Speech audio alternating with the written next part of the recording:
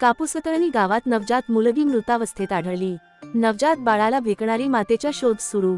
आपण पाहत आहेत बहुजन इंडिया न्यूज टुडे। चला तर पाहूया आजच्या ताज्या घडामोडी। बातमी। अंजनगाव सुरजी तालुक्यातील कापूसतळणी गावात नवजात मुलगी मृतावस्थेत आढळल्याने संपूर्ण गावात भीतीचे वातावरण आहे।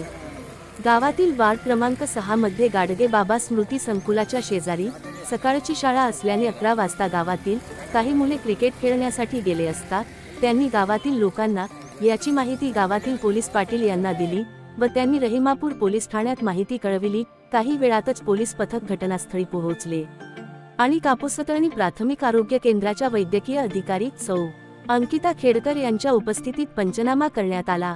यामध्ये 5 महिन्यांच्या गरोदर महिलेने अकाली जन्म दिल्याचा संशय व्यक्त करून मृत अर्भकाला शवविच्छेदनासाठी अंजनगावच्या ग्रामीण रुग्णालयात पाठवले।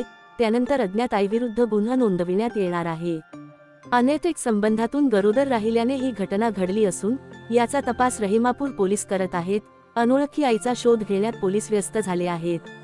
पण या नवजात मुलीला फेकून देणारी ती महिला माता कोण याबद्दल परिसरात चर्चा होत असताना दिसत आहे। बहुजन इंडिया न्यूज टुडे अमरावतीसाठी चीफ ब्युरो मनोज मेळे।